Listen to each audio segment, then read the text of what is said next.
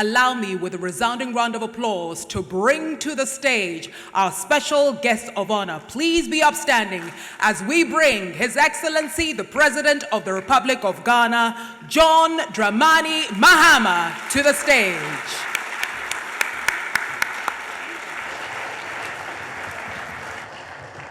Thank you. Thank you, Anita. Kindly resume your seats. Thank you very much.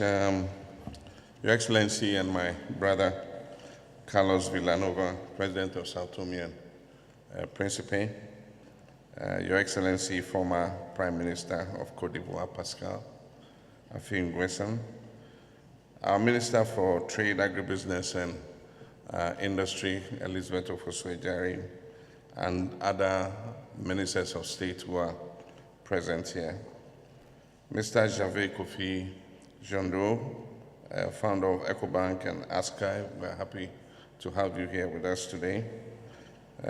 Hardworking Benedicta was formerly our secretary to the Socialist International, and she's transmogrified into the African Trade Chamber as Sam Jonah, who in his older age now tells it as it is, and let the chips fall where they may.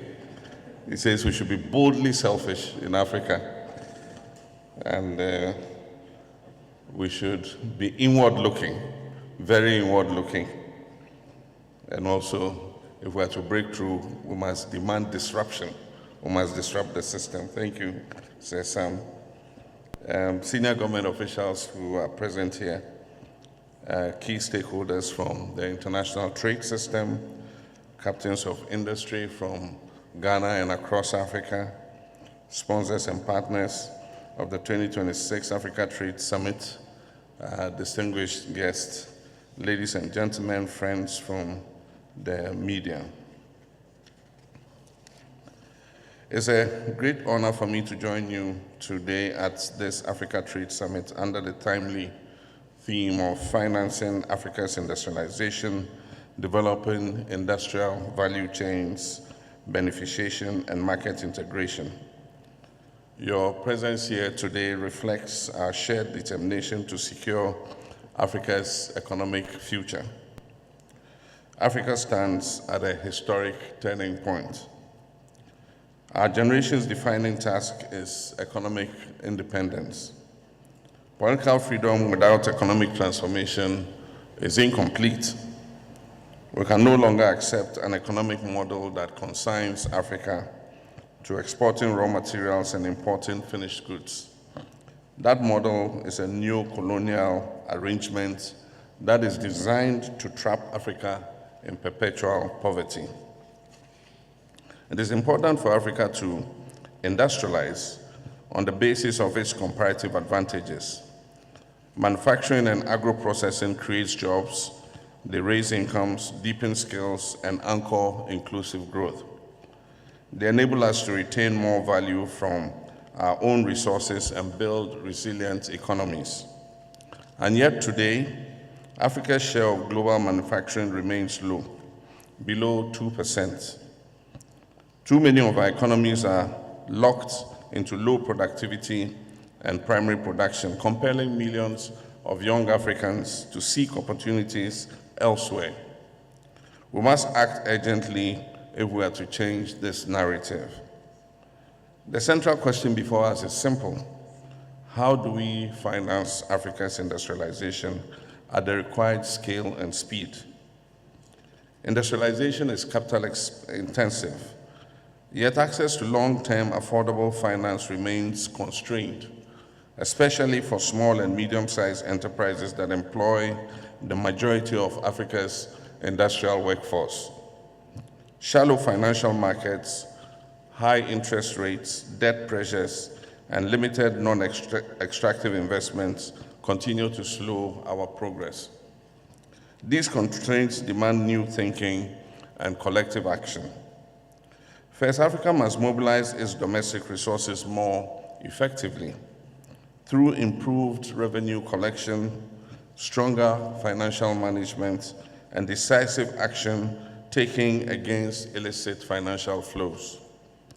Second, we must unlock Africa's institutional capital.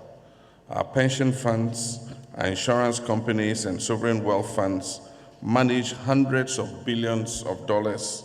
With the right instruments, industrial bonds, infrastructure funds, diaspora financing, and blended finance vehicles, this capital can be channeled into productive industrial investments. Our development finance institutions, including the Afri-Exim and the African Development Bank, must be further empowered to mobilize private capital and support regional industrial projects. Thirdly, government must actively crowd in private sector investment, public-private partnerships, risk-sharing mechanisms, and credit guarantees. These are essential if we are to finance our industrialization. However, investors will only commit where policies are stable, regulations are transparent, infrastructure is reliable, and the rule of law and democracy are respected. And finally, development partners and multilateral institutions have a critical role to play. Concessional finance, guarantees, and insurance instruments can de-risk industrial projects. At the same time, Africa must continue to advocate for reform of the global financial system to ensure fair access to capital and sustainable debt solutions. Africa's industrialization must be anchored in value addition and beneficiation. For decades, Africa has exported cocoa, oil, cotton, timber, and minerals in their raw form, only to re-import finished goods made from some of these same products at many times their original value. This model has deprived our economies of jobs, technology, and revenue. Consider cocoa, for which Ghana is one of the leading producers. Africa produces most of the world's cocoa, yet captures only a small fraction of the value of the global chocolate market. Similar imbalances exist in oil refining, textiles, and mineral processing. Beneficiation alters this equation by creating domestic industries, reducing imports, and increasing export earnings. Across the continent, encouraging progress is underway. In Ghana, we're deliberately shifting from a commodity export model to a value-added economy, prioritizing agro-processing, manufacturing, and industrial clusters that are aligned with our natural advantages. As part of our reset agenda for economic transformation, we're looking to add value to our exports, such as cocoa, cashews, oil palm, cassava, petroleum, gold, manganese, bauxite, etc. And on the issue of resource sovereignty, we must break the colonial mode of large foreign-owned concessions, extracting value for the benefit of foreign interests and entities while Africa remains in poverty. And as Sam Jonah said, we must be boldly selfish and claim a fairer share of our natural resource endowment.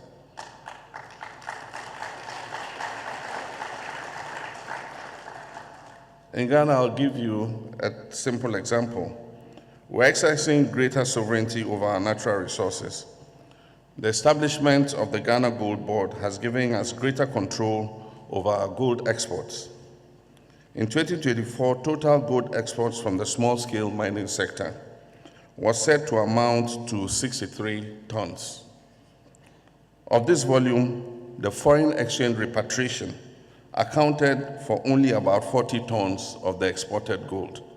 23 tons of forex did not come back. Since the establishment of the Gold Board in April 2025, exports from the small-scale mining sector to date have increased to 104 tons, with 100% of the foreign exchange repatriated through our central bank.